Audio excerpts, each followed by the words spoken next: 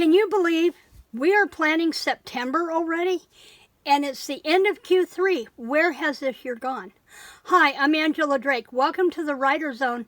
And today we're going to talk about planning out my month.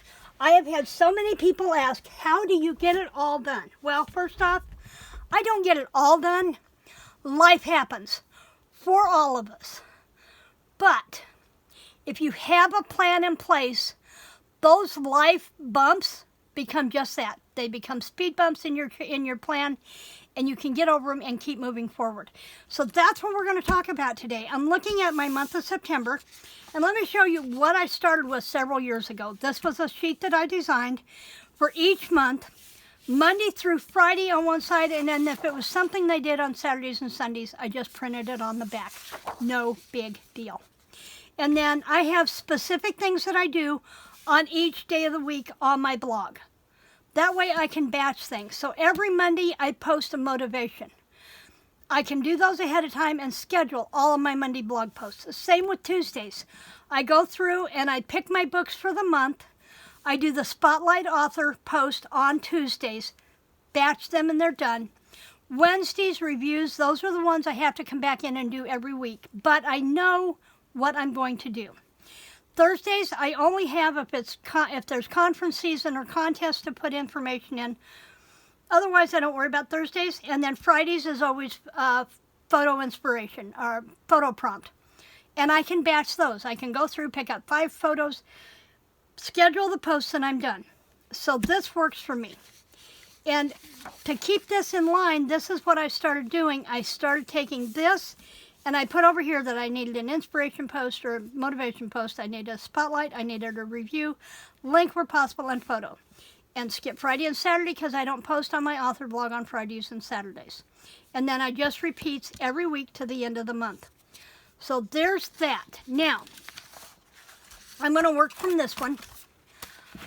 I never could find, I have everything color-coded. And if you're not familiar with a Kanban board, Post-its, planning method, that is from the HB90 Method with Sarah Cannon, and I will try to find a really good video to link down below about HB90. We are going to be having registration coming up in a week or so for HB90, and I got to tell you, if you have seemed so disorganized, not getting stuff done, feeling like you're always behind, HB90 can be your answer. The full program may not be for everyone, but it gives you a starting point. So my life has totally changed with HB90 and my Kanban boards and my stickies. Now, like Sarah, I have everything color-coded. So I have red stickies for my author. I have pink stickies for my creative, purple stickers for my personal and wish items, and then green for my homestead.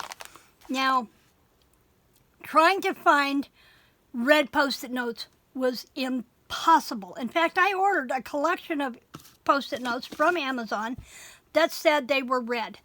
Oh no, they were hot pink, fuchsia colored, not anywhere near red. So what I did was, I went into Avery Labels.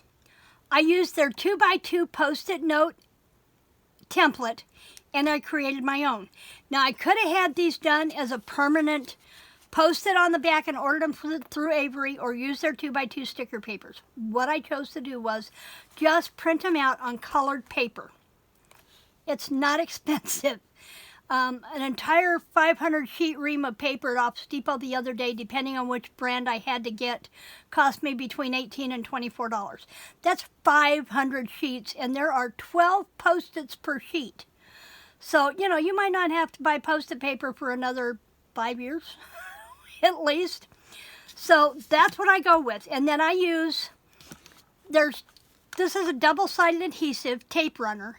Now this one's permanent. I use a removable, so I can run a band of the adhesive across the back and stick it on my Kanban board. That simple. And I have the colors that I want to work with. So I have those all pre-cut in these little baseball card sleeve pockets so I can just grab them and go. So, now I had recorded this once and got a frog in my throat, and it was a horrible recording. So, and I don't edit my videos. My videos are like my life. They're live. So, what I did was, I took my list, and I took my my red Post-its, and with a perma pen I just wrote on here, Monday batch. Now, last month I did a Post-it for every single one, and that was just way too much on my Kanban board. And since I do them all at once, I sit down and I will write all of Monday posts, I will write all of Tuesday posts, I will write all of Friday posts. I just did Monday batch. And I'm going to come back to this one. I did Spotlight batch, which is Tuesdays. I did the photo batch. And then I came back and then I did a review for each one of them because those are ones that I do not batch. I do them individually. So I had to have a Post-it for review for 9/3, one for 9/10, one for 9/17, and one for 9/24 for all of my reviews that I'll be doing for the month of September. Now, these things vary from category to category. So in my creative, I have a video 3 days a week, but I also have a blog post five or 6 days a week. So those are a little more intense. Now, when it comes to the writing part of these, I have a Post-it for each one of the scenes that I'm working on. Now, this wasn't a one that I did I printed with the color, and my color was running out. But that's fine. I'll use them up and they'll be done. So I have a Post-it for each scene in my book. So 11, 12, 13, 14. And I put them up on my Kanban board. Now, on Mondays, when I'm ready to start working, I look at my Kanban board on the wall because it's halfway across my room, and I pick out the items that I'm going to start with for that week. It might not be all I want to do for that week. It may just be for Monday and Tuesday. And I put them on this photo board. And I know there's going to be a little bit of a glare, but this is one of those easel photo frames. I got this idea from Sarah Cannon back in 2020, I think, when they were having to be traveling and looking for a home. She had to keep everything compact. She couldn't take everything with her because it was just, family of 4 in a car. So she had to be creative about how she still kept up with her business and was on the road all the time. And this was one of her ideas for using a Kanban board. And if you are limited on space, this is perfect. I just cut some scrapbook paper and slid it in here, and then I used washi tape to divide between doing and done. And then at the end of the week, I will move all the done stickers over to my my big Kanban board in the done section. But this one sits on my desk so I can see at a glance what I'm going to be working on, and when it's done, peel it off and move it down. Now, my Kanban board on the wall is a standard size piece of foam core board glued to a piece of underlayment cut the same size, and I wrapped the sides in a gold glitter classroom bulletin board trim, and I covered it in clear contact paper so that I can use the removables on there.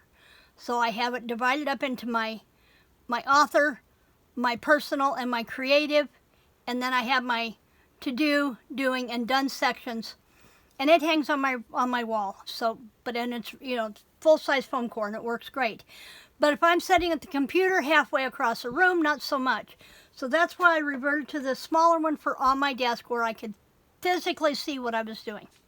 So that's going to give you a start on how I plan and how I get 98% of what I need to do done. If you have any questions, please leave them in the comment section below, and I will be happy to answer them because I do respond to my viewers' posts. In the meantime, remember to like, to share, subscribe, and live your dream. All my best,